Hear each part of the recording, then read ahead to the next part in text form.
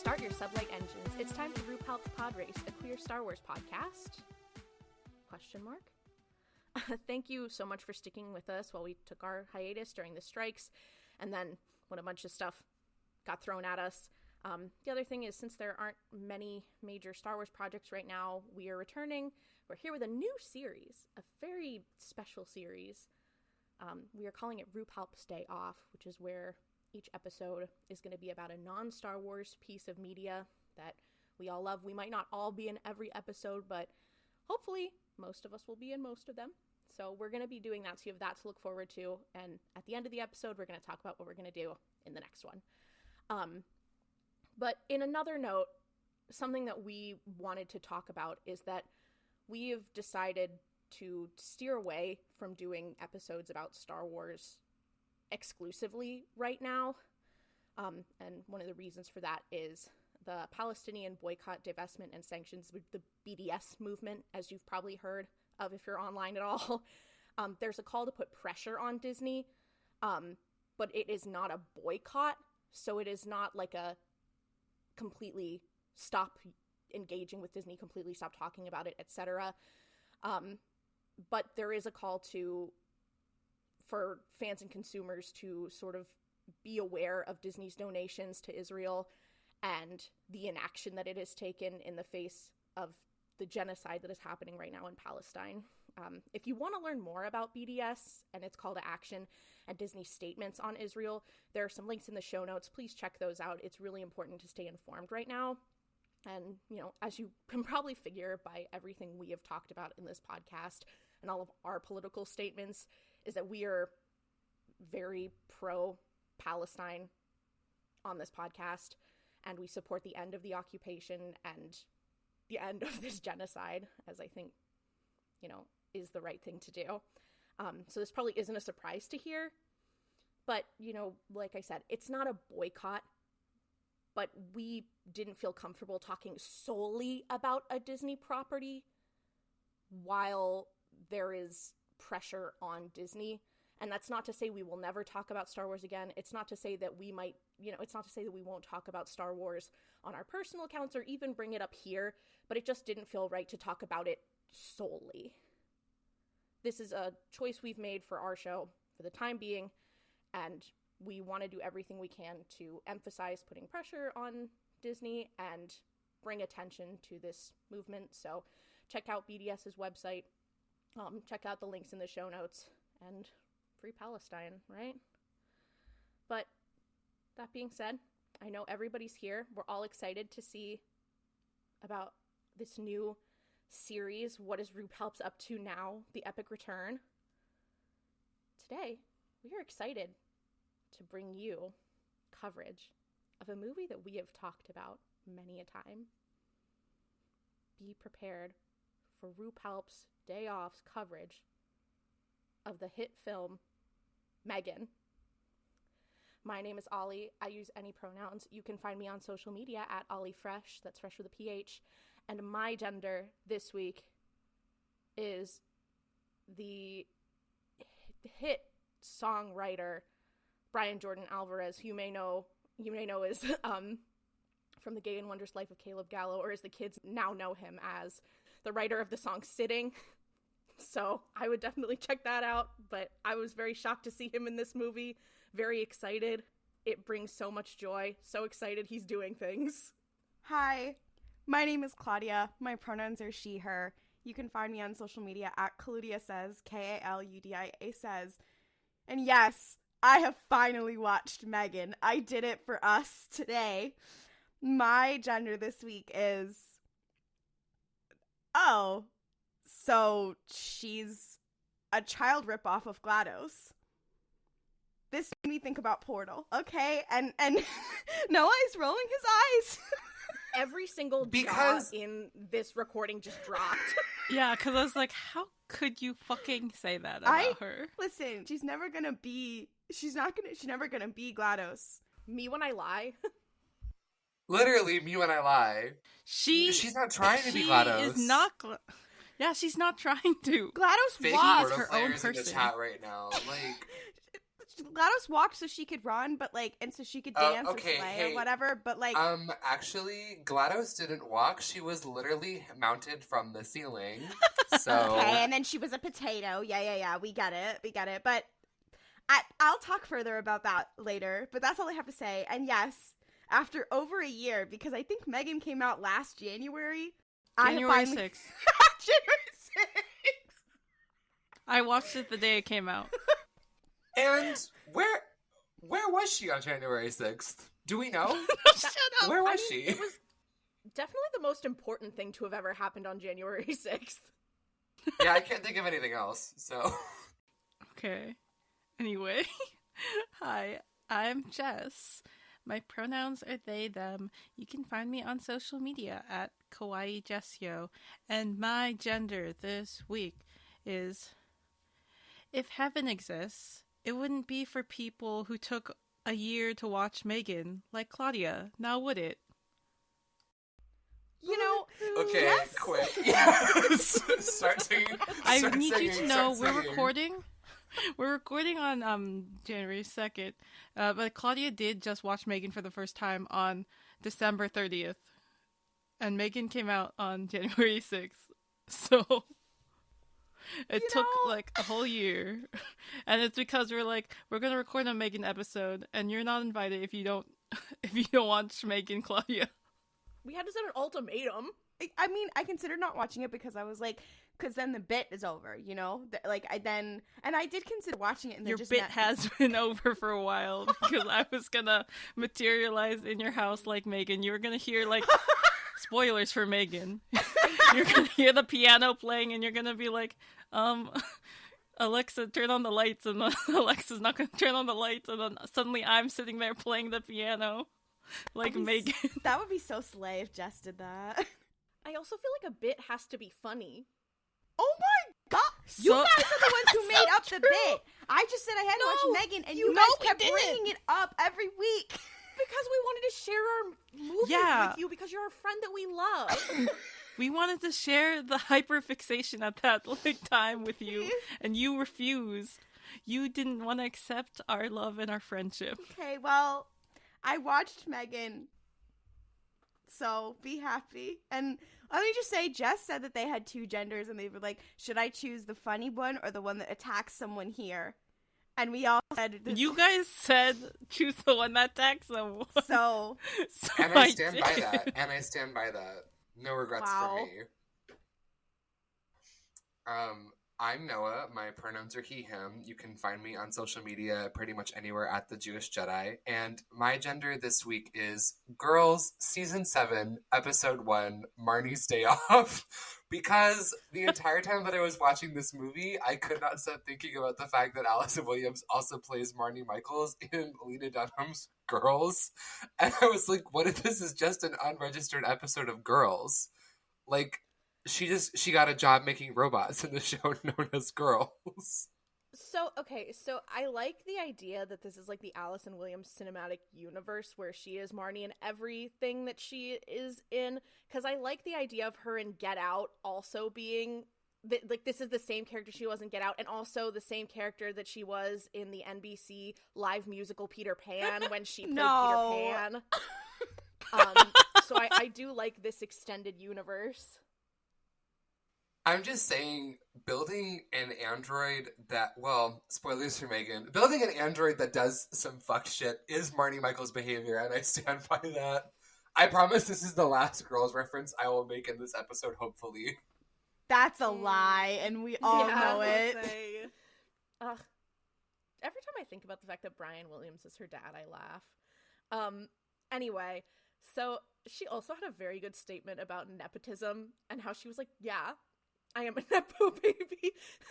And that's, we just need to talk about, it's a conversation about privilege, and all of you who are saying it's more than that are fucking idiots.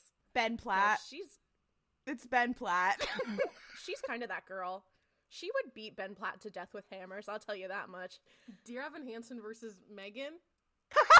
Gemma? No. She would push that kid out of that tree, sorry. If you don't follow us on social media or, are just constantly checking to see if Ollie and I are engaged, we did get engaged in the past year, so yeah, in June. So in June, you've had a long time to figure it out. Well, I was gonna say it was like a Zebby's treat, right? Anyways, I'm Mel.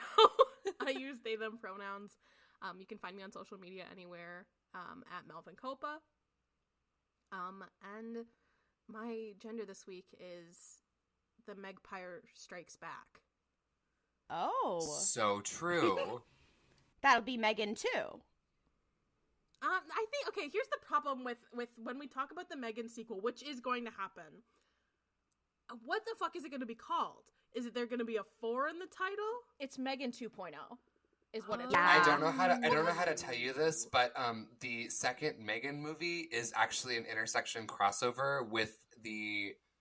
It's if you gotta have the be Ma franchise. If you say 15th Ma, or 16th. It is MAgen. The name of the next film is MAgen, MAgen! and it will. MAgen! And would you believe I actually already made a poster for that movie because I did.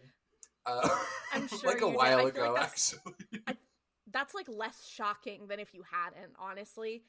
Yeah, the it's way the that we movie have- before the last Ma film, which is The Matrix. So I'm just gonna put that out there.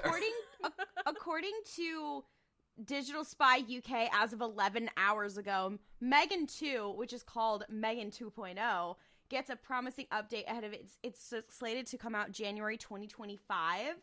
Blumhouse vice president just said that it is already underway. We haven't started shooting, but we're aiming towards that January release date. So they're kicking it high I'm gear. seated. I'm already seated, like I'm waiting in the theater as we speak. So let's talk. I think something we're trying to figure out how we're gonna format these episodes. So if this doesn't work, sorry, it's the first one. We're gonna kind of give our little pitch as to what the movie is about in a broad sense, and why you should watch it if you haven't watched it. So this is gonna be our spoiler-free part, and we will let you know when we're shifting into spoiler territory. So if you care about spoilers for MAgen, you're okay right now, but shortly we will talk about spoilers, so keep that in mind.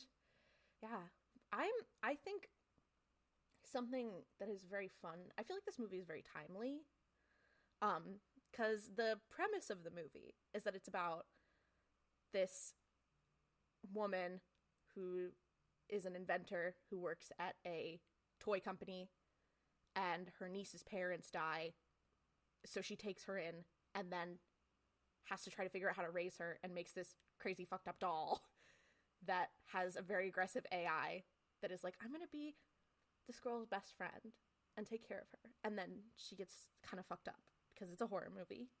So that's like the general premise. I mean, that's spoilers to be. I mean, that's kind of the whole thing. Like, there's not. That's they're not the just trailer. That's like True. what's in the trailer. I think that a lot of people didn't get MAgen. You know, they were saying like it's a horror movie and like that she kills people and she wields a large paper cutter like a sword. But I think ultimately Okay, it's now just now that's a spoiler. That's in the trailer. That's in That's the literally trailer. in the first trailer for the movie. Okay, never mind. I will be silent. I'm so sorry. The need to hear my own voice is attacking me right now. I'm just saying, I think that MAgen is a story about women. And it's a story about overcoming odds. And yes, there are a few people that die along the way, but honestly, it's like, I'm okay with that. And I think she's very strong for doing what she did, and she did what she had to do. That's what I think this movie about a as killer I robot always- doll is about. As I always like to say. Sorry, I sneezed. I muted myself when I sneezed. Okay, but no, as I always like to say, yes, I support women's rights, but I also support women's wrongs. So, MAgen, I support you, girl. Gemma, since you technically created MAgen, I support your wrongs too. See, I think the moral of the story of this movie is that women in STEM maybe aren't so great. I mean, I've no, because the feminism of this movie is that Gemma is kind of shitty. And also, like, she's the reason that all this happens, because they're literally like, girl, like, you didn't put any parental we're getting spoilers here. But, like, Again, you I didn't... said I support women's wrongs. like I didn't say I didn't support her. I'm just saying it's like women can be shitty too, especially women in STEM. It's very Theranos bitch coded. No, Gemma's actually talented. So actually that's an insult. But Gemma did several things where I was like, girl, what are you talking about? Elizabeth Holmes is talented at lying. at acting. At acting. At going to prison. And going to... Okay, I will say, in Gemma's defense, if you just say every time she does something wrong or questionable, she's just autistic coded. I will say that I do love representation of an autistic woman. We love that. Everyone around her was like, hey girl, did you think of this? She's like, no. Maybe. Guess I didn't think of that.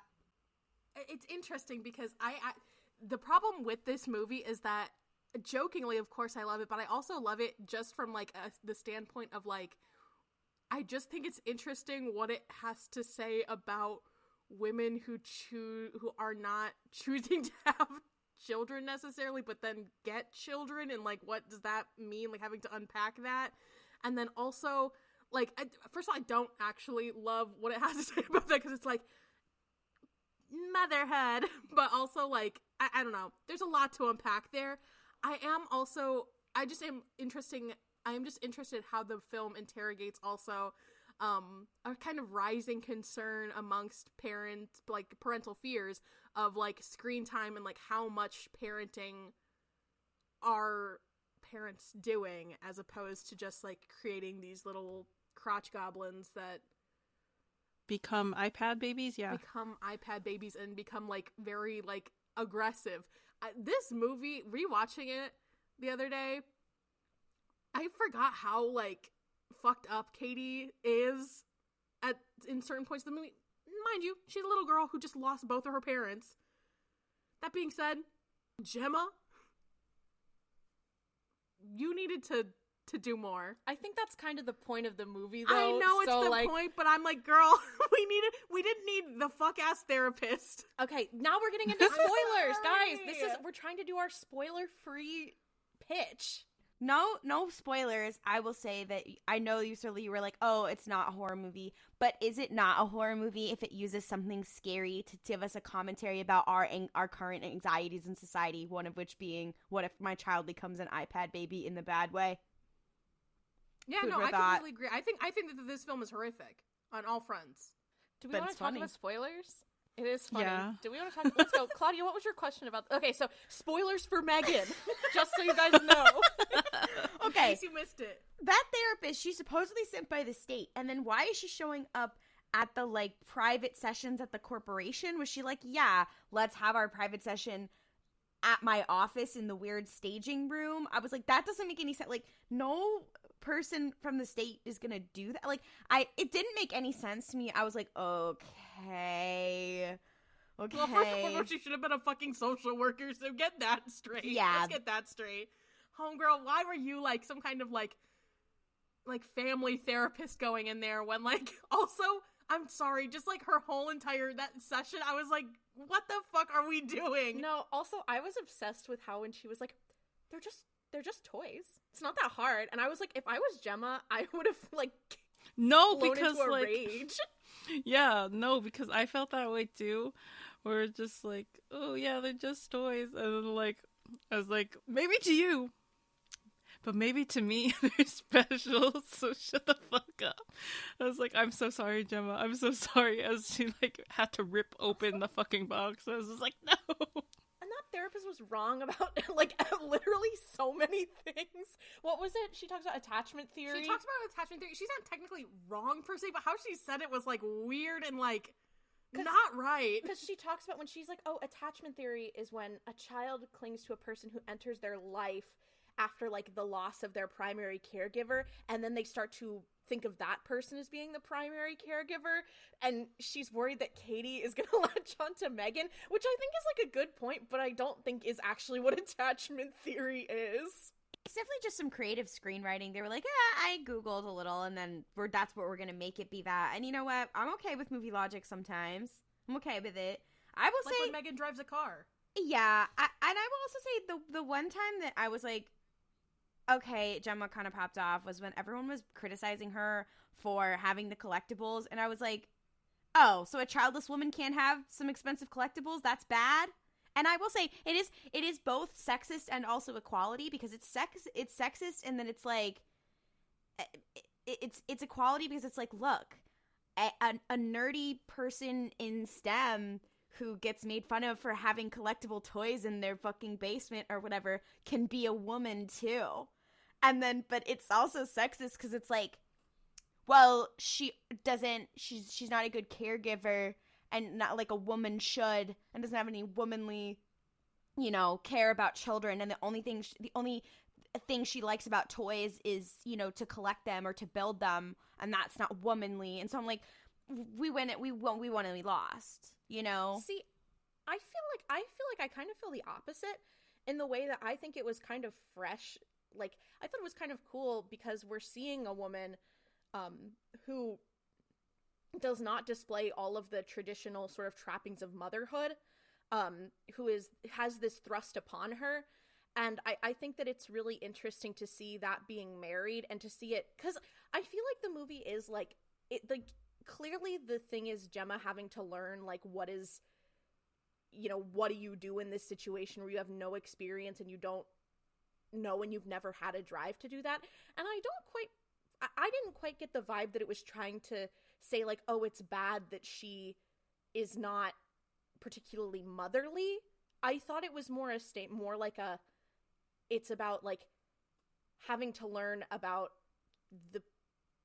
it was more of a lesson in trauma and more of a lesson in doing what you have to do, as opposed to a lesson of women should be motherly.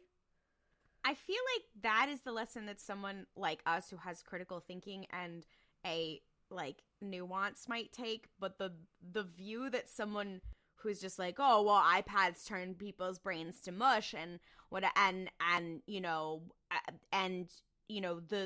parents these days are so bad with their kids, whatever. Like, if they were to watch this, it'd be like, yeah, see, because she only cares about building her device, etc.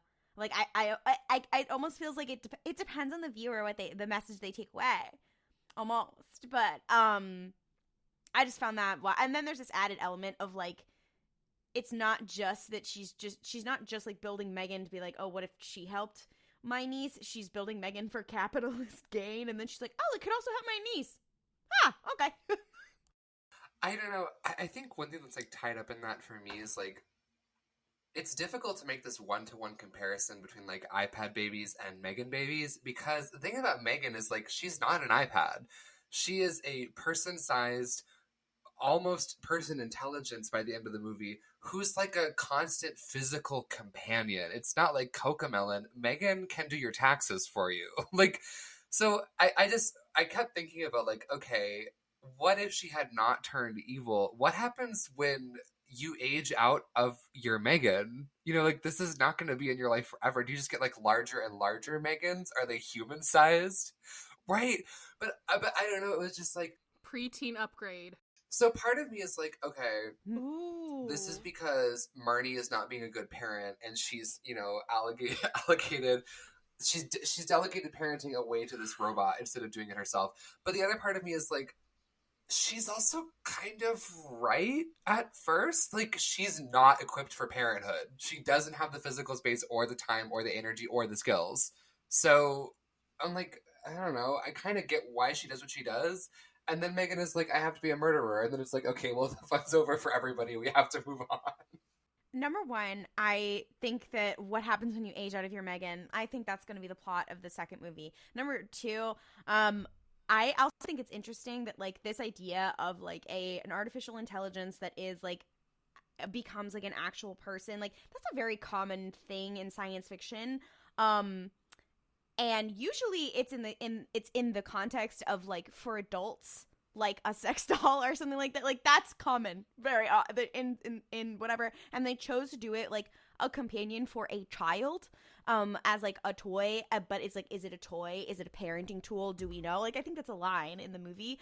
I read this webtoon. It's called Lovebot. It's really interesting. And it deals with a lot of the same shit, but it was like, what if it was for adults? You should read it. It's really good. There's a lot of murder in it.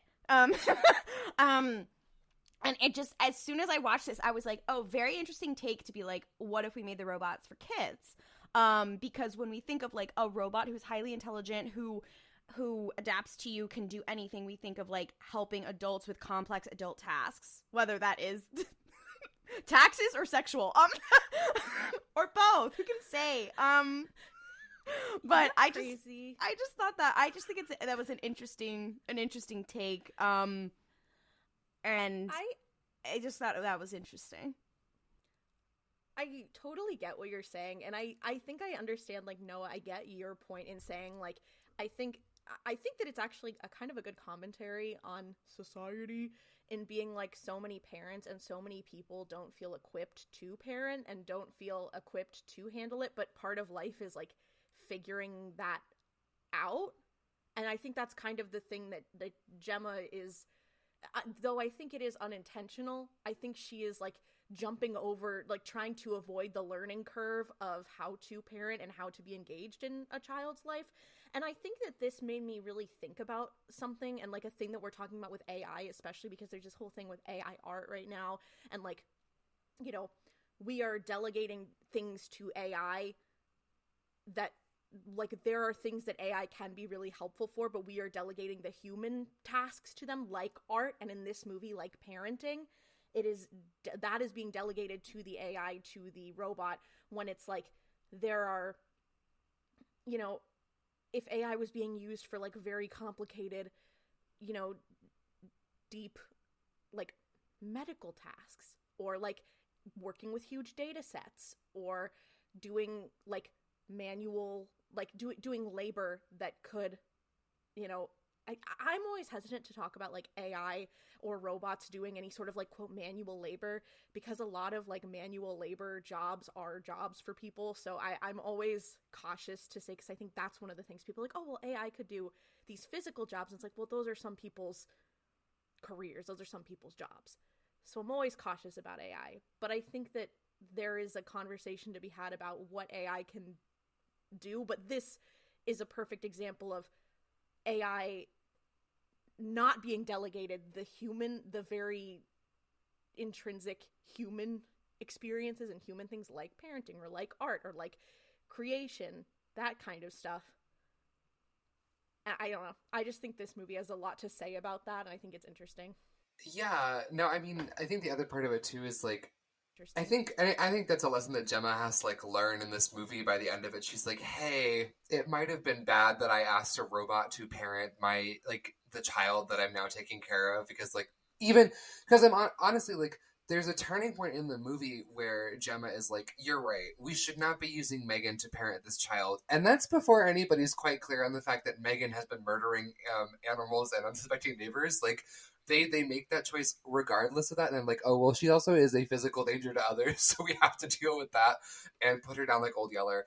But the thing is, like, the thing about AI outside of science fiction is it can't really create, it can only emulate and, like, put things back together. I think especially with AI art, that's why I see a lot of people being like, AI art is so cool, and it's like, it has to source all its things from somewhere. It can't generate them autonomously on its own. And I don't think that it will be able to do that for a very long time. I also think that it's interesting, you bring up, like, AI replacement of, like, manual labor tasks, or perhaps, like, very dangerous tasks that, like, humans, it's better if we maybe were not doing those things.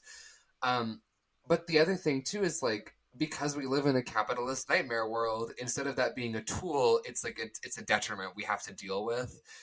So I don't know. I think this movie is ridiculously funny, but I'm also amazed and happy that we're having, like, an attempted intelligent conversation about the themes of a film whose ultimate, like, ism is this robot girl has gone on a killing spree. Attempted intelligent conversation should be the name of this podcast. Is that So not true. what we do every episode, where we're like, we're silly, and then we have, like, an attempted intelligent conversation, and then we go back to being silly. Like, that's our brain. That's what we do. If we apply queer theory to MAgen, we can show. Oh my god. I was gonna bring up, honestly, the more we're talking about this, the more this feels like a Frankenstein-esque, like, thing again of, like, people creating things they shouldn't be and trying to play God. And I was just like, is MAgen like Frankenstein? Let us discuss. That's interesting. I like that thought. I feel like, I don't know. You have read Frankenstein. I have. I read it quite recently, and I'm gonna say I feel like Frankenstein's monster and MAgen would cut it up. I feel like they could team up. And I think, I know, like, they're trying to do, like, I know Universal, or was it Warner Brothers, tried to have, like, this monster movie cinematic universe, and I think that we really are, like, instead of focusing on the Mummy reboot, maybe we should focus on MAgen and Frankenstein getting together. I know that's, like... Frankenstein's monster. It's Gemma and Dr. Frankenstein with MAgen and Frankenstein's monster. Gemma would beat the fuck out of Dr. Frankenstein. No, I agree. I agree. Also, okay, you know what? I was also thinking, this is MAgen so separate, Stein. I'm so sorry. Gemma would beat the fuck out of William Afton, and then Bruce would fucking come in and kill them all. I'm just saying. Ollie and I have had this discussion before about William Afton and Gemma and MAgen. I'm just saying, William Afton is to the animatronics from Five Nights at Freddy's as Gemma is to MAgen. Okay, this is gonna be this is so niche is the problem. That being said, you know who's another fucked up little guy we need to add to this cinematic monster universe? Yes. Monstrilio? Yes. I'm saying Okay. Magos. Okay, I just want to... Mel. Wait, no. Mel, did you see Oh the my chat? God. Did you see the chat? Because I literally just said Monstrilio reference incoming. It's only a matter of time before Mel makes a Monstrilio reference. Monstrilio, my bestie. Okay, Monstrilio is like contemporary Frankenstein. If Frankenstein was made out of a boy's lung. Being Frankenstein's monster. No, Frankenstein the man. No, I feel like actually Monstrilio, not because once again I haven't read Frankenstein, so I can't speak to that. But for Monstrilio, where it's like, that's a monster you've created. You can pretend like it's gonna be something else, but at the end of the day, Monstrilio got a Monstrilio. So like, You guys should read Monstrilio. Read It is a great Monstrilio. book. We were talking about like the origins of this kind of story being Frankenstein, which is many people credit as the beginning of science fiction itself. And it's interesting that before we were like, is this a horror movie or not? Because technically the first science fiction story was a bit more horror than one might say. So maybe MAgen is more in the tradition. Also, feminism. A woman wrote Frankenstein, so created science fiction, and then we have MAgen. So one could say, is MAgen the modern Frankenstein adaptation? Discuss. I would say it's because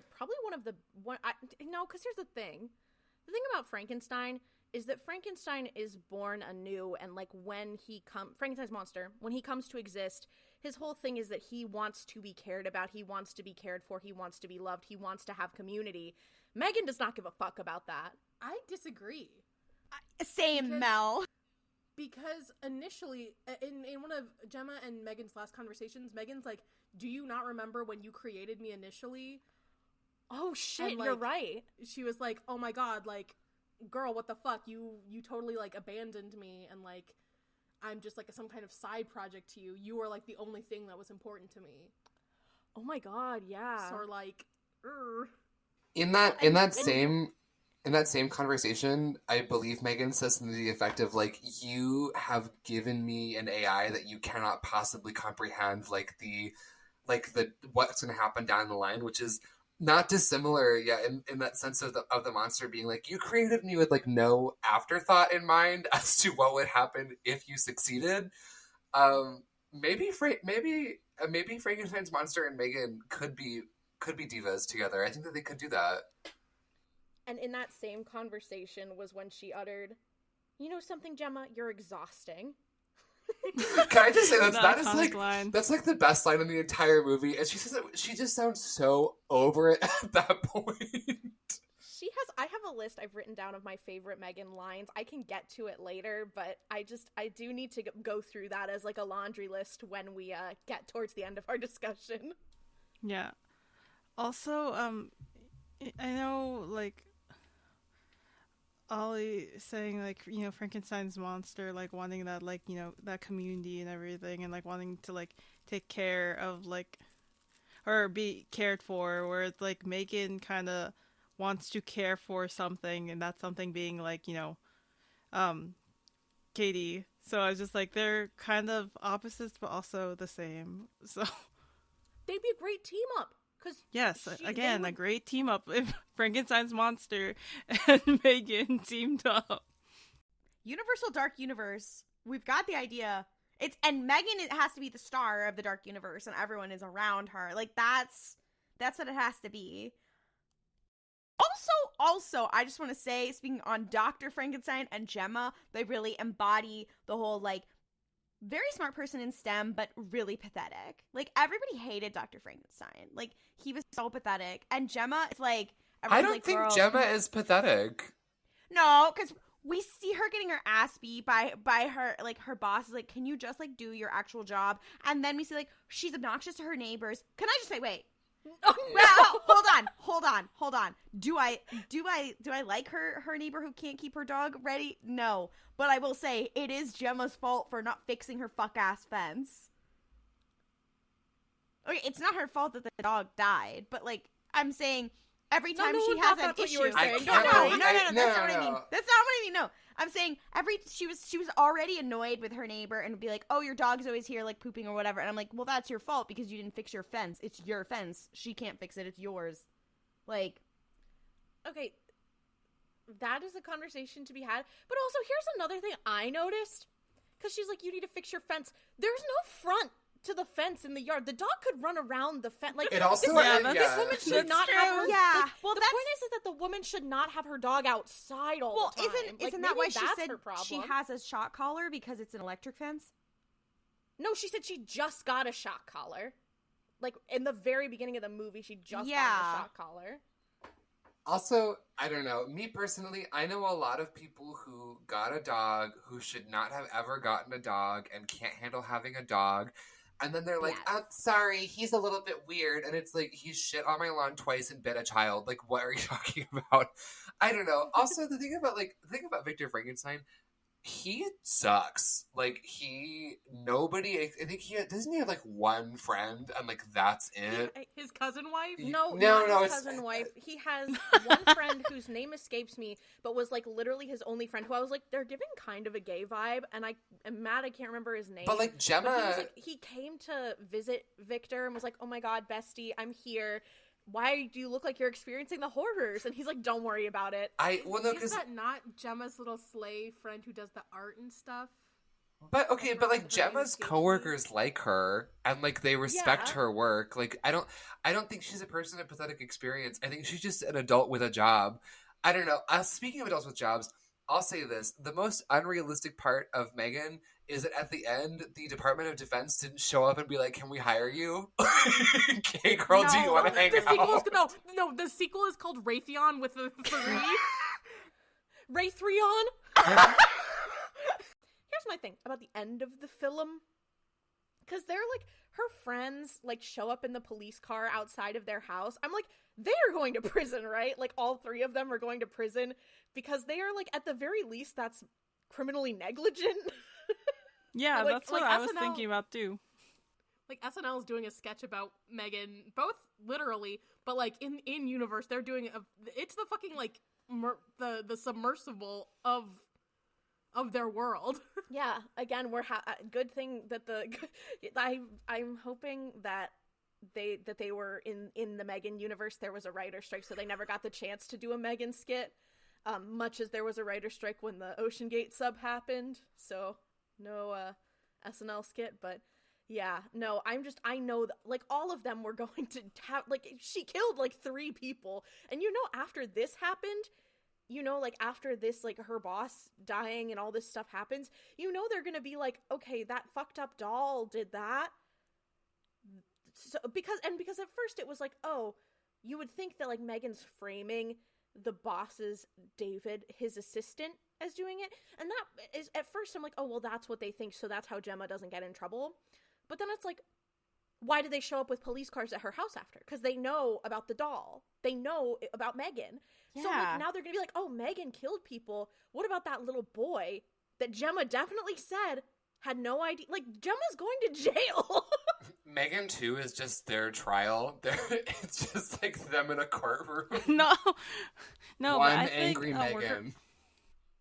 I think a workaround for that is that they still believe that, you know, the boss and, like, his little assistant, like, did, like, murder-suicide thing, and that, like, they only went to, like, with the police to check on them because of MAgen attacking her besties and, like, trying to blow them up, but then they might still be like, oh yeah, and then this also happened, like, that has nothing to do with MAgen almost killing us here. MAgen didn't actually kill anyone, though. She just attempted murder, and we have decommissioned her. So I think that probably would be the workaround there.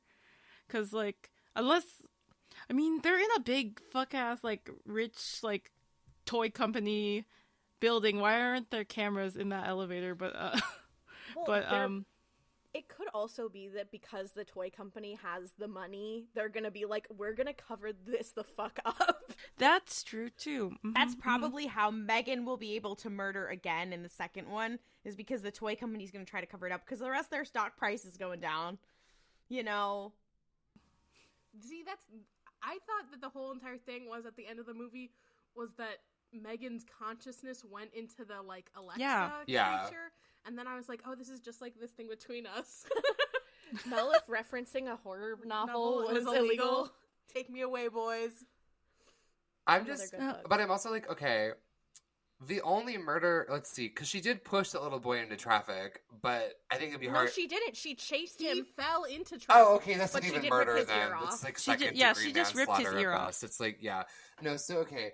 But then, I guess the only murder that she's, like, gonna be tied to, if they bought the murder-suicide angle of the boss and his assistant, is the neighbor who she murders with, I believe, herbicide, if I remember correctly. She uses, like, It was Raid on a her. power washing hose. Yeah. Yeah, my girl. Yeah, it was a got power it. washer.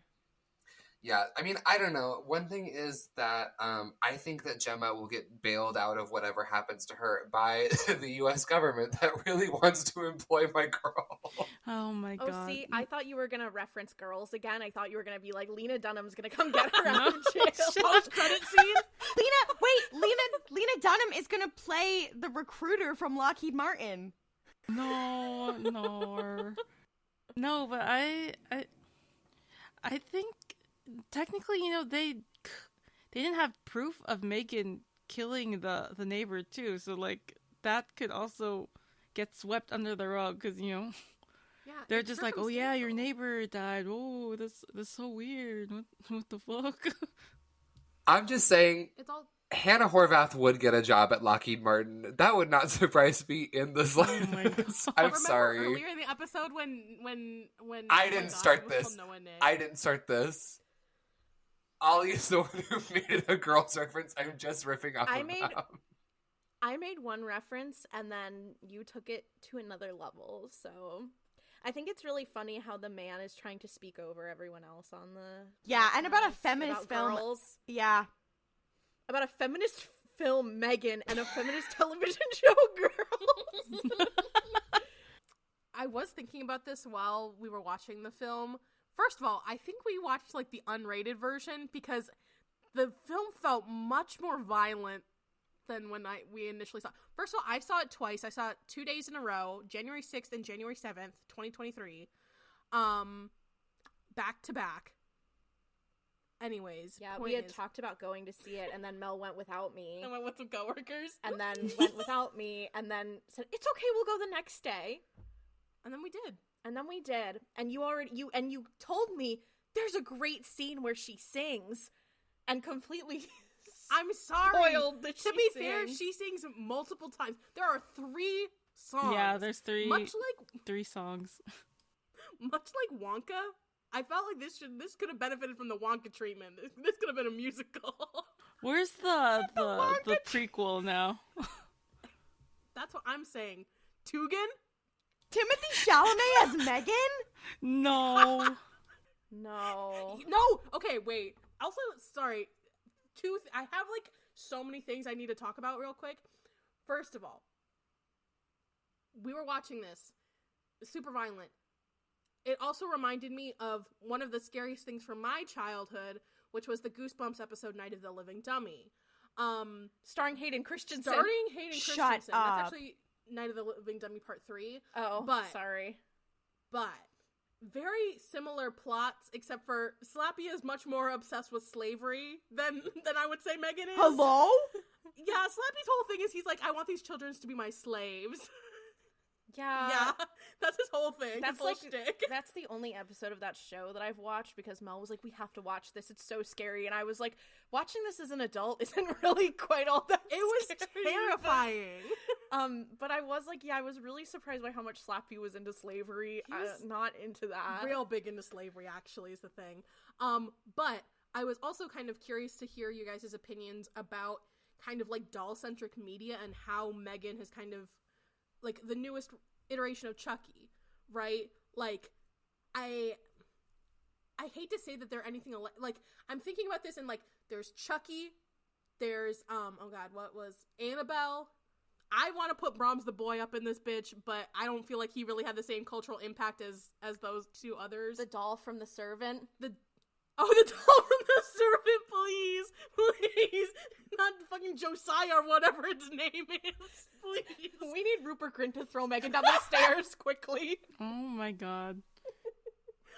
And then MAgen. So, like, what's the thoughts? What are the vibes? Does Five Nights at Freddy's count, or is that more in like No. Not remotely. Not even a little is bit. that more because they're no, okay. they're anthropomorphic Listen to what robots. she's saying. They're anthropomorphic. Because- I'm not saying it's exact because they are more anthropomorphic animal robots, and specifically humanoid doll is a very specific genre. But I would say like it's same vein, right? I mean, maybe it's more same vein of like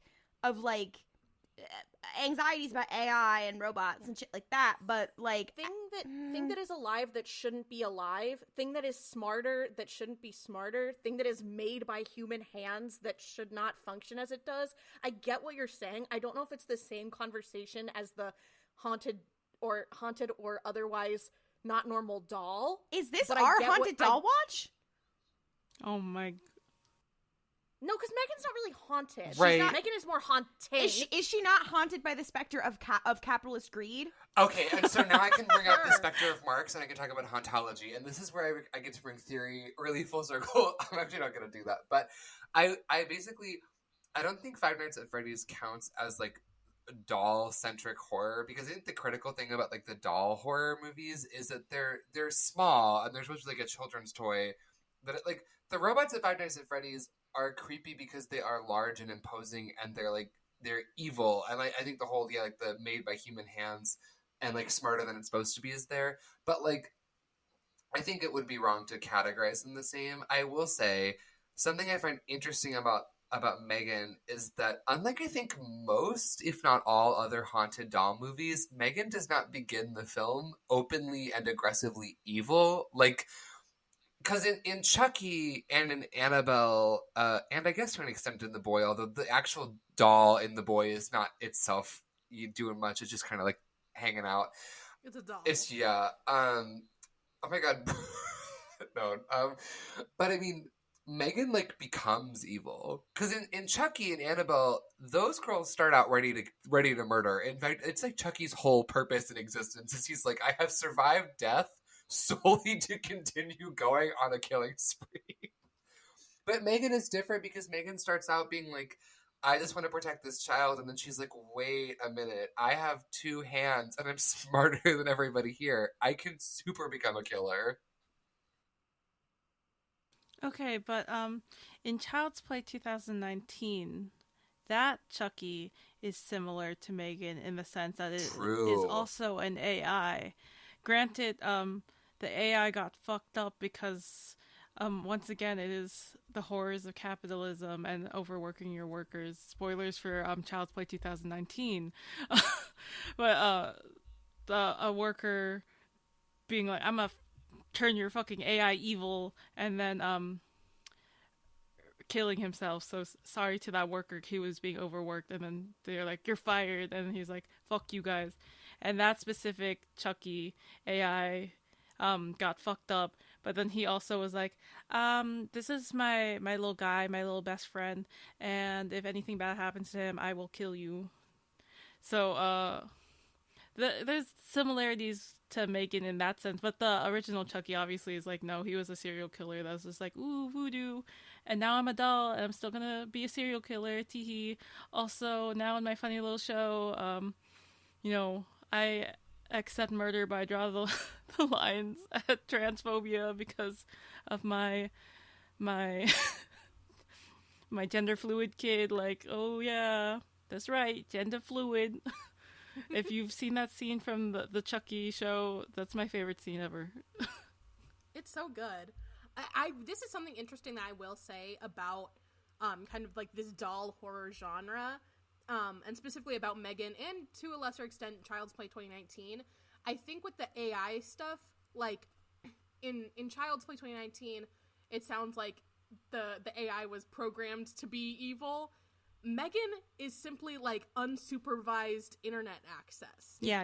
Creates that, which I think is kind of an interesting thing to see how our fears surrounding AI have changed over the past like 5 years, because like clearly we didn't have not actually the same grasp of it, but like our kind of thoughts about how algorithms lead people down certain pipelines has changed drastically over the past like decade. Yeah.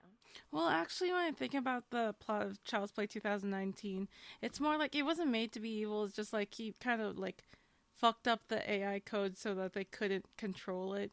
And so like that Chucky 2 that had started off as good because there was like no cap on his like thing, or like no protocols, I guess, like with what Gemma was like saying with like MAgen. He kind of was just like, well, I'm supposed to be this kid's best friend. I'm supposed to like, protect this kid and like, make them happy. And these things are making this kid unhappy. And so obviously I must turn to violence, which again, I guess, oh my gosh, I want to see Child's Play 2019 Chucky and MAgen in a face-off. Cage match. Wait, Face Off like the John Travolta movie? No. Team up and they would kill transphobes together. I think that would be J.K. Rowling's end. As soon as we can figure out how to get MAgen across the pond. No, literally, I was just about to say Brahms invites them over to his house. Not Okay. Brahms invites them over to his house. I do also like the idea of MAgen and Chucky being like, so you're a doll, right? Like us, and he's like, no, I just live in the walls. It's not really, and they're like, oh, okay. Wig. Okay, but here's the thing. In Boy 2, I forgot what it's called. Boy 2, Boy Two Boys, 2, Too The Reckoning. Furious. Yeah.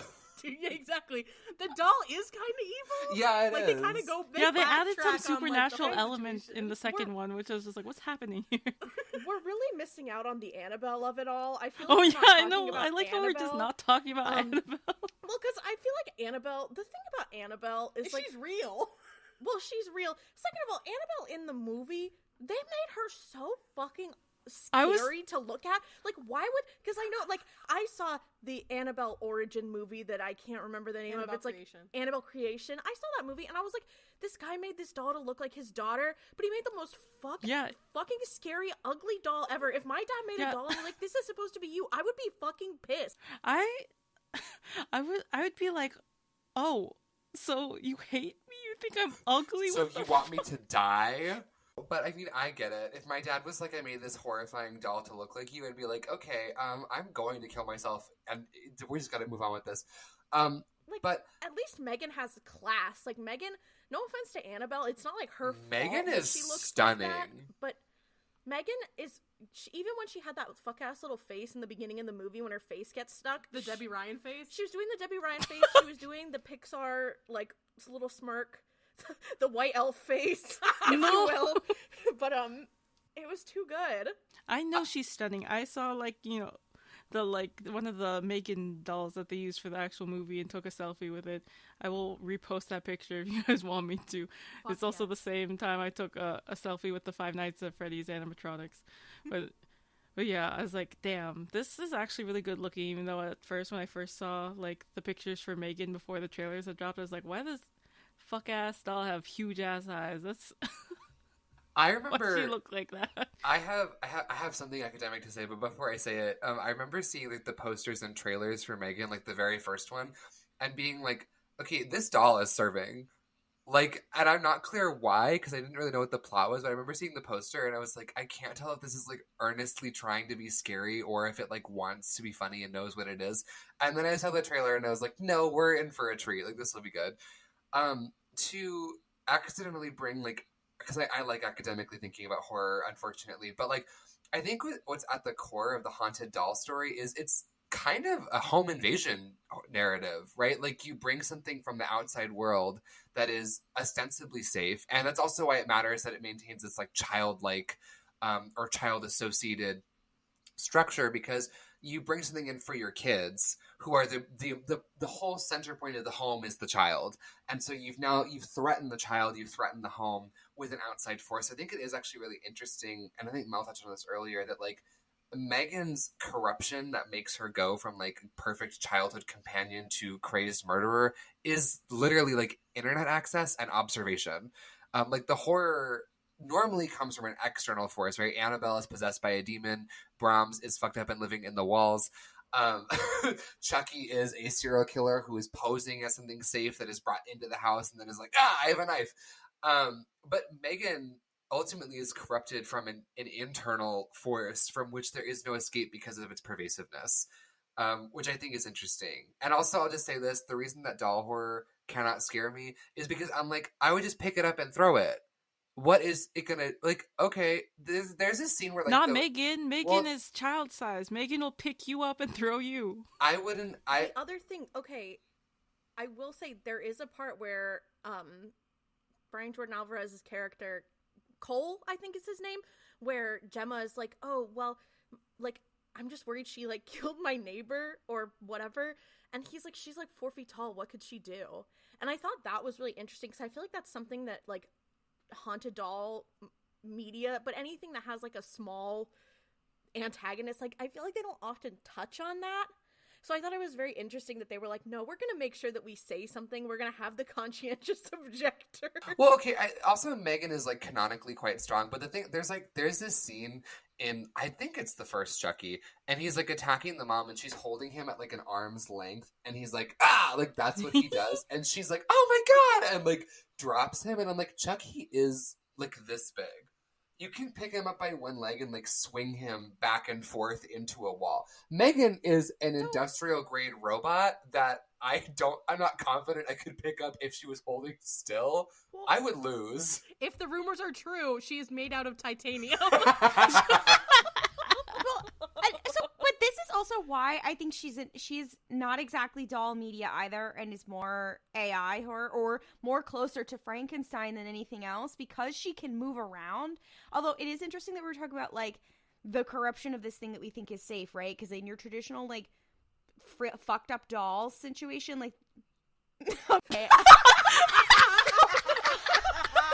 Guys, I don't know what just happened, but Claudia just did a gesture and it made balloons fly up into her little screen. Chucky in the is call here.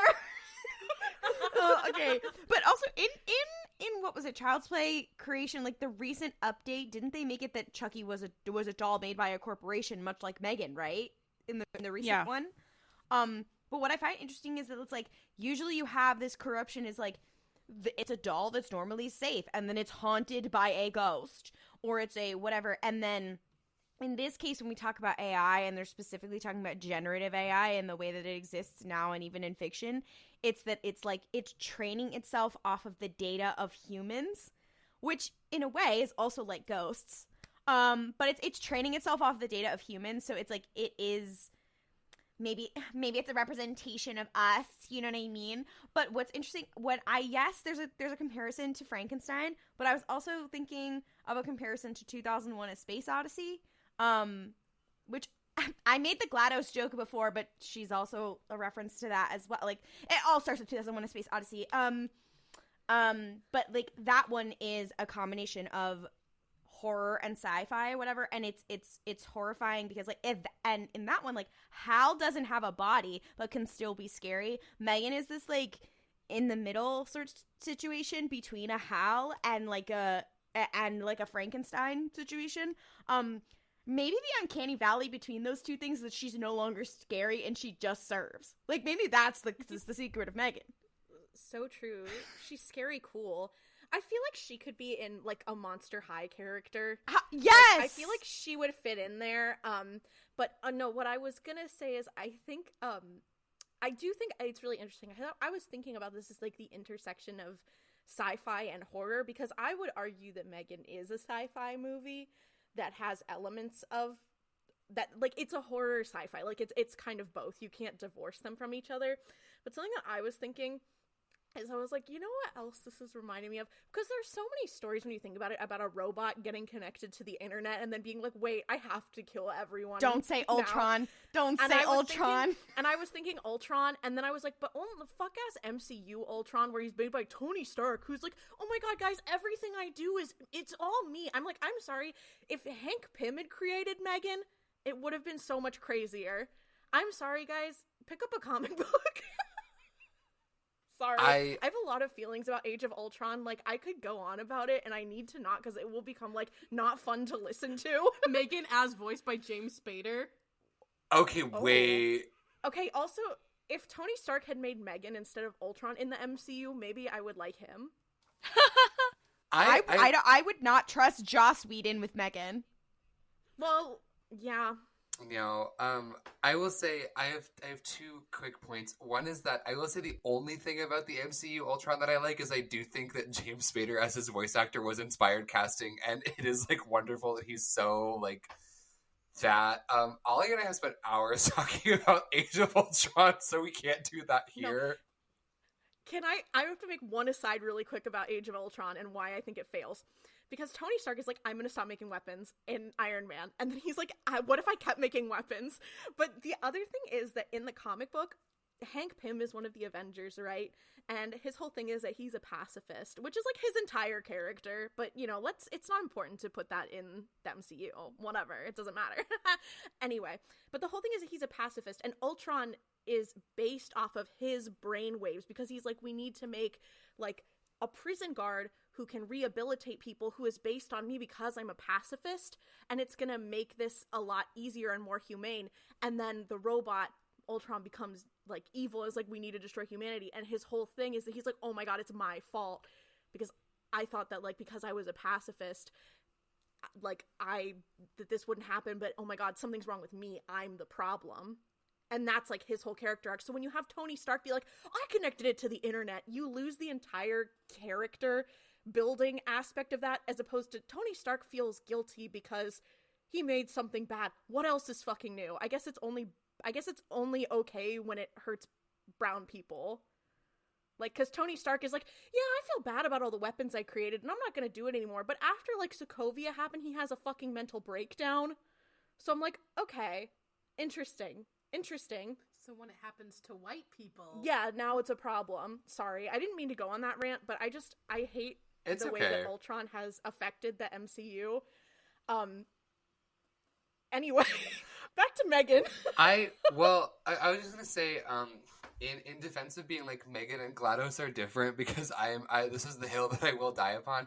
The reason that GLaDOS is evil is because they literally put a computer chip in her that makes her not care about whether or not people live or die. Like, she herself is not an evil person. She is made to be evil. MAgen, on the other hand, I think she's actually very interesting because of this point. MAgen also doesn't really become evil because she goes online and it's like, oh my god, like 4chan alone, like, we have got to get rid of these people, right? Like, she becomes evil because gradually, in her eyes, the only way to be an effective caretaker is to physically murder the people that are causing Katie harm, which I think is like an interesting concept for like as a character driver of like, I don't know. I think it's very boring whenever a robot is like, I saw YouTube humanity has to be destroyed. Like, MAgen was like, no, like, it's fine. It's just that, like, I have the power to do something about it, so I'm going to be horrible for a sec. And it's like, okay, you've got me there. Like, I don't know. The other problem with me is that, like, MAgen is so fun to watch do bad things that it's difficult for me to interrogate the badness of her actions without being like, ooh, she served.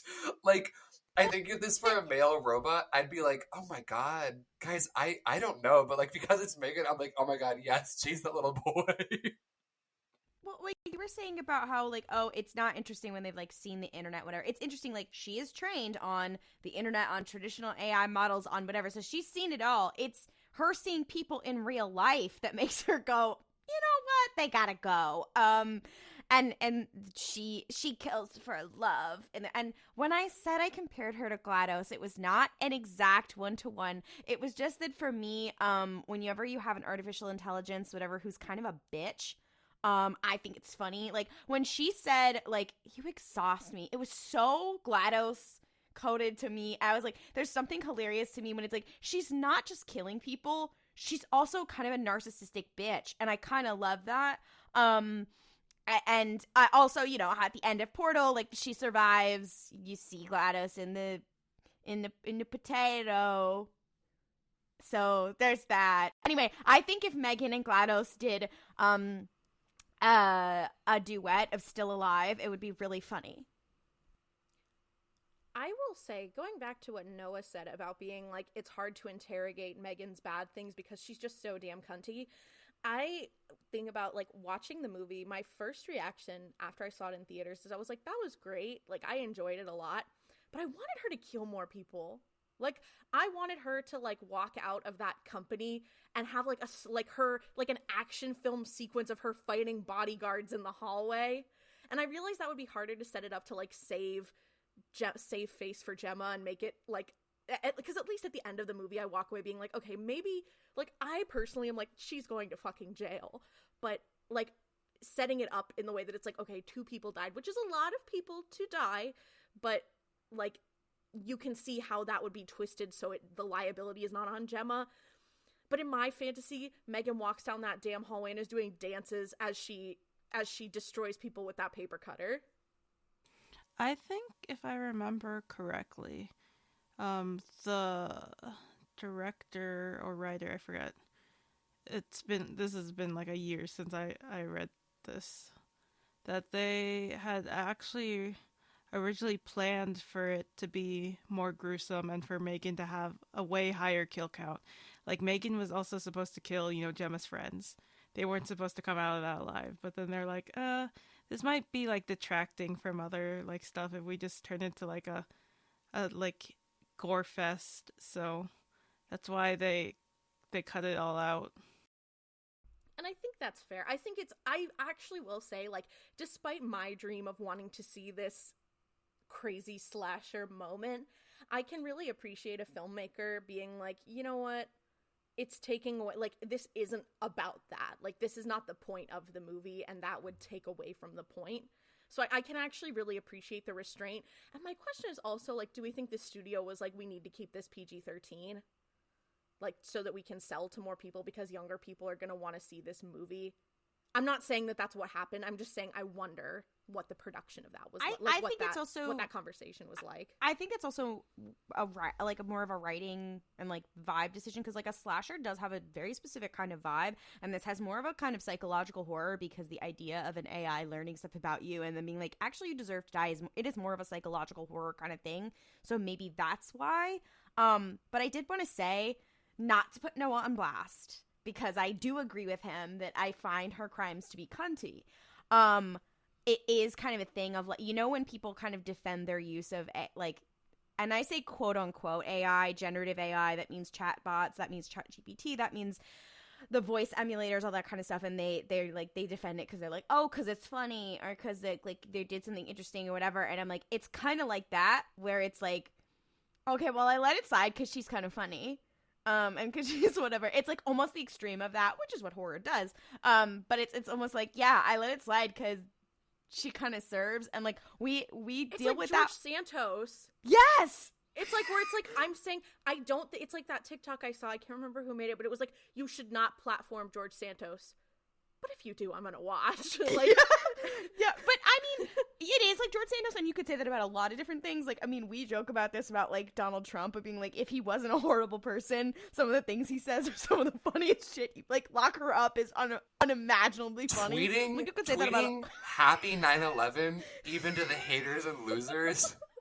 Are you kidding me? like. Do you think about when he called John McCain when he was like John McCain was only a war hero because he got captured? Like, yeah, you could say that about a lot of things with platform, but specifically about AI, and people are like, oh, it's okay that it does this thing or does this bad thing because it's kind of funny looking, or it's kind of like, you know, when people do like, you know, the Toad voice cover of something, whatever, they're like, well, it's funny, so I let it slide this time, whatever. And like, I almost think it's the same, except for in this case, it's not like, you know, stealing the very foundation of what art is. In this case, it's murder. But it's funny on-screen murder. That being said, I do agree with Noah. I don't know. I would have liked this movie to be a bit more of a slasher, to be honest, just because I think that Ghostface has nothing on this girl. Like, what is he doing? He's wearing a mask. He's calling and being like, do you like scary movies? You know what MAgen is doing? She's going, you know what, Gemma, you're exhausting. Like, I just think that MAgen is objectively the better of, like, slasher protagonists. I also think ultimately because I don't know. Personally, I wanted her to have... I agree with Ollie. I was hoping MAgen would have, like, a Darth Vader hallway scene or, like, a Venom lobby scene where she's just, like, going to Is that not her? Is that not her going down the hallway with the thing from the paper cutter and dancing? Well, is that not her hallway scene? It is in the sense. There was only Claudia, two. you're correct that it is a scene. It is a hallway scene insofar as it is a scene that takes place in a hallway. But no, not just that. That was a moment. I know. I mean hallway scene of, like, picture this. Okay, the elevator opens. MAgen is drenched in red emergency lighting. It's her and that paper cutter, and there's 16 armed guards directly ahead of her, and we watch her murder them in sequence, all while doing incredible ballet choreography. And then at the end, she's just, like, covered in human blood. And then she gets into that car and steals it and drives away to go murder Marnie Michaels. Like, that, I think, would be just stunning.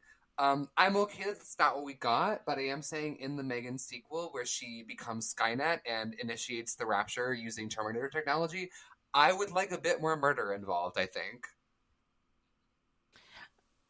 I love the picture that Noah has painted here. Also, I wanted to throw in my little side comment of freaking MAgen could be calling up people being like, what's your favorite movie? But fucking Ghostface could never be able to sit by your bedside and sing Titanium to you. He couldn't pull it off. On that note, would anyone mind if I went through and listed some of my favorite MAgen quotes? So, I think one iconic MAgen quote, and I think the more sentient she becomes, the more iconic her quotes get. Because the first one I think is a classic is, Katie, seriously, flush the toilet. Like, that was iconic. Yeah, no, because, like, why was she not fucking flushing the toilet? She was fully, like, 8 years old. At that point, you should know you should be flushing the toilet. 10. She's 9. She's canonically 9, guys. We're close. Me and Claudia, we're close. Yes. The next one, as Jess had mentioned earlier, if heaven exists, it wouldn't be for boys like Brandon, though, would it? Bulletproof, nothing to lose. Like, that took me so off guard. Like, that was chilling, bone chilling. Can I say, you know, when I watched MAgen, which is hateful that theater was not full, there was like 4 other people in the theater with me and my younger sibling when I watched MAgen on opening day, and me and my younger sibling were the loudest motherfuckers there when she started singing Titanium, and we fucking lost it. I think the next quote that I've written down is when her and Gemma are arguing, and Gemma's like, "MAgen, turn off," and she goes, "Well, hold on, I thought we were having a conversation." Yeah. Like that. Wait, Wait, because this is to my earlier point about GLaDOS, even though they are not the same. What is more terrifying?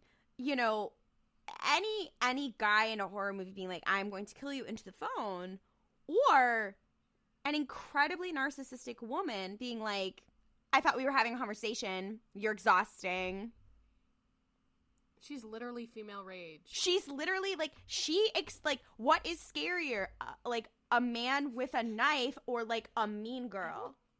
I don't think you guys know what female rage is. It was a joke. I'm sorry.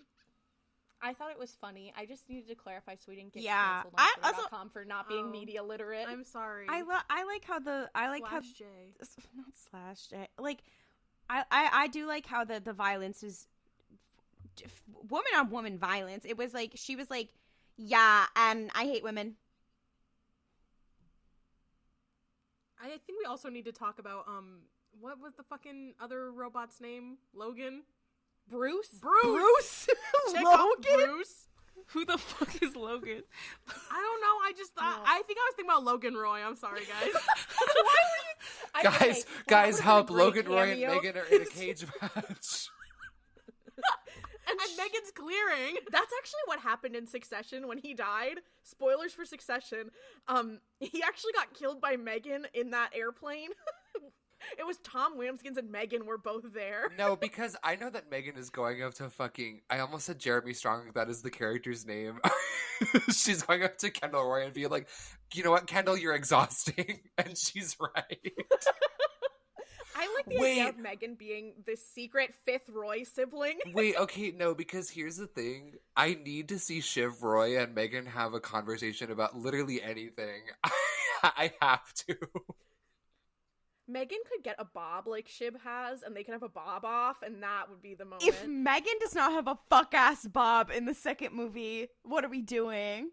MAgen could have the cuntiest bob, like, known to man. I actually hope that in the next movie, she doesn't have a body. It's an Alexa that has been tied to, like, a drone and has, like, the blunt bob wig from Gone Girl and is floating around. The next quote that I have written down is Gemma being like, "You killed someone," and MAgen being like, "Oh, big whoop." I was like, that was just one of her cuntiest moments. And then, of course, there's the iconic, "You know something, Gemma, you're exhausting." That was good. You know what else I noticed? I think about the unrated version is that they were allowed to say fuck more. Because I don't remember when MAgen like comes to the house and is like holding Gemma down on the table, and Katie comes in and is like, what is going on? MAgen is like, "If she comes in here, I'll tear your head right off your fucking neck, I swear to God." And I was like, whoa, yes, she doesn't fuck. say fuck in the theatrical release. Yeah, it was crazy. Total side note, I looked up some of the other stuff that the voice actor for MAgen was in. She was in Infinity Train. What is the actress's name? I'm on IMDb. Jenna Davis. She's been in a lot of stuff. She was in Infinity Train. She played Lucy. She played like a couple different characters. That's crazy. She was in Raven's Home. She was in that movie Chicken Girls. Oh wow, about those YouTubers. Wow, she was in Sophia the First. What? Sophia the First versus MAgen. Thoughts? I just think it's funny how she's only 19, so it's probably like 17 or 18 recording the lines for MAgen, and she ate so hard. I do have to say something that like probably two people, maybe three people, there's someone on Twitter who I know who might get this, but probably two people, being me and Jess, will get this. But I swear to God, especially towards the end, MAgen sounded so much like Sothis from Fire Emblem 3 Houses. No, because you're fucking right, though. And here's another, to bring it around to Star Wars, that actress who, oh my God, whose name escapes me. Cassandra Lee Morris. Cassandra Lee Morris also played Gelanatai in Battle of Jeddah. But it was just really funny, because I swear I was like, oh my God, I can just imagine her being like, well, I'm sorry that I'm the progenitor god, but I will kill you. I was thinking we should go around and give our ratings. And I, just off the cuff, what we thought. Any final thoughts on this film? I really liked it. I thought it was super fun. I think my only real critique is that I thought there could have been more killing. And I think, like, the resolution with Katie, like, where Gemma and Katie have this conversation, because there's a very chilling line where Katie is, like, in that video that they had made to show at the live stream, where Katie was like, she looks at me the way my mom used to look at me, like I'm the only thing that matters. And that made Gemma be like, oh my god. So then she has that conversation with Katie where she's like, you are the only thing that matters to me now. I really liked that scene. I just feel like Katie's sort of issues got resolved really fast. And I feel like, and I think for the type of movie it was, that was okay. I wasn't expecting it to have like a real like healing arc for this child. Like, I think it would have been nice to see a little bit more of her coming around to being like, well, okay, maybe she's learning and maybe she's coming to accept Gemma. But I thought it was fine. And for that reason, I am giving it M4.5gan. That is my rating. Oh my god. Oh, okay. Am I next? How many Megans do I give it out of 5? Okay, so I think I'm really jaded by the amount of media that I consume. And so sometimes when I watch something and I'll be like, well, this message is obvious. Like, okay, whatever. So at first I was like, okay, like this is exactly what I thought it was going to be. But then we've talked about it and I was like, okay, it's a little deeper than I thought it was going to be. So the problem is that I keep a 4 and a 5 for very special things. So I'm going to have to keep it the original MAgen, M3gan. 3 Megans. I maybe it's because I didn't watch the unrated cut. Maybe I needed to, where she said fuck more. But I don't know. Now I'm reconsidering because we talked about it and it was deep. So I don't know. But I don't know. It's just because like I reserve the 4 and the 5 for very special things. So who knows? Maybe one can convince me. This is not because everyone bothered me to watch MAgen and then I thought it was overhyped. It was more just that I was like, okay, yeah. No, I've seen this kind of story before. I really get it. Claudia hates women, and that is okay with me. Yeah. Yeah. It's interesting. Okay, misogyny. I hate women in STEM. Like I said, like my gender, you know. If heaven exists, it wouldn't be for people who took a year to watch MAgen like Claudia. Now would it? Anyway. I love the idea that Claudia is not seeing the pearly gates because of her rating of a film in which a robot doll murders like 4 people. Anyway, my rating. My rating? My rating. I just almost died. If MAgen existed during the Reagan administration, we wouldn't have these problems. MAgen Reagan? Anyway. So, I don't know. As you all know, I went and watched the opening day and, was crazy about it and tried to bully Claudia for a good while into watching this movie because I thought she was very cunty. She was very slay. And I did enjoy although like Ollie said, I wish they could have like touched more on the grief and how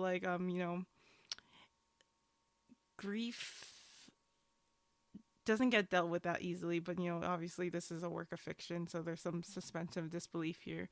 But I did like the moment in the film too, with like Gemma telling like Katie that it's just like it's okay for you to like feel bad like this, when Katie's like, oh, I want to be with MAgen because I get like this and MAgen makes me like not feel like bad like that.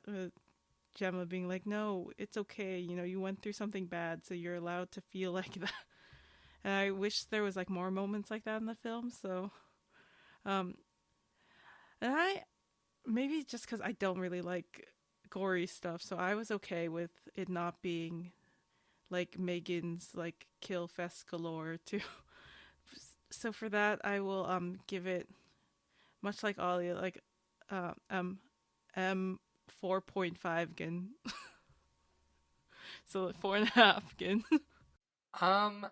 I also really liked this movie. I don't know. I had a lot of fun watching it, and often I think that like I rate movies differently based on what their intentions were, and I think that I do wish that there'd been more time for like the emotional points of the plot because those are interesting, but I also did not walk into the theater sort of hoping for a meditative discussion of childhood grief. I walked in to see a sleigh robot murder people, and that's almost exactly what I walked out with.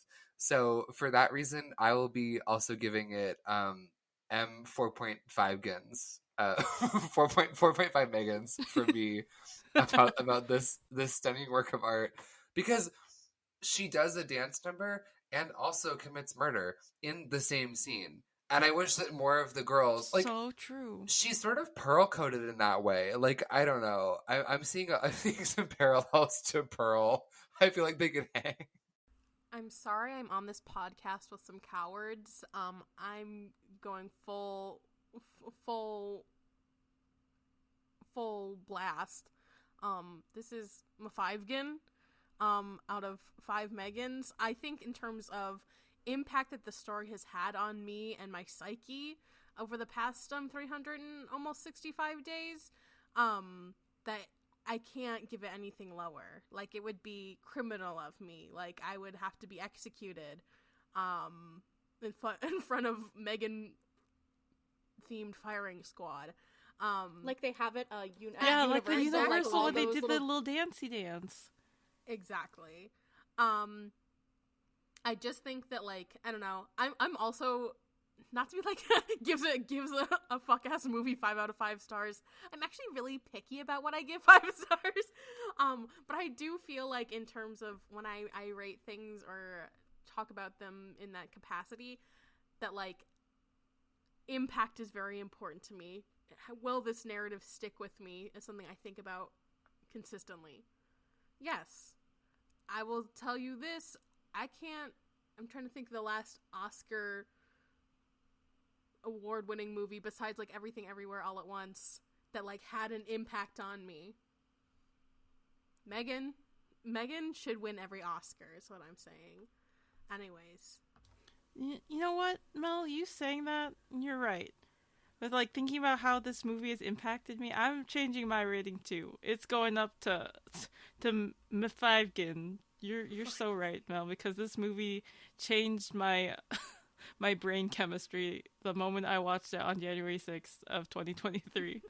And nothing else happened ever on the January 6th. Just MAgen. That's the perfect ending. Thank you guys so much for joining us for this episode of RuPalp's Day Off. We really appreciate you sticking with us through our hiatus, and we hope you stick with us for future installments of this show. We're gonna drop an episode every 2 weeks, so 2 Sundays from now you will see us again. Make sure you're following us for updates on Instagram, Tumblr, TikTok, and Twitter for the time being. We're at RuPalp's Pod Race. There'll be updates there. We do have a plan. We are going to tell you what our next RuPalp's Day Off is going to be about, so you can prepare and you can come ready. Next week, we are going to be talking about the iconic, the legendary Five Nights at Freddy's. Horror, and it will be horror. Thank you. It will be okay if you just have watched the movie. No one's coming in expecting you to know all of the extensive lore of all of the games. So, yeah, we're going to be talking about Five Nights at Freddy's. So, tune in. We'll be looking forward to talking about it. If you want to ask us any questions, you can send it in our Tumblr Ask Box or email us at rupalpspodrace@gmail.com. And if you really like the show, we always appreciate reviews on Apple Podcasts, Podchaser, Spotify, Overcast, anything that accepts reviews. It really helps us out. Tell a friend, etc.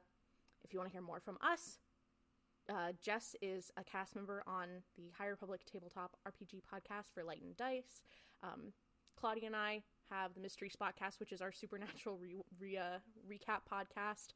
We are about to get to season 4, so it's very exciting. It's a very exciting time. But please tune in. We always appreciate it. And may the Force be with you. And don't kriff it up. Waka waka. Waka waka. Waka waka. I always come back.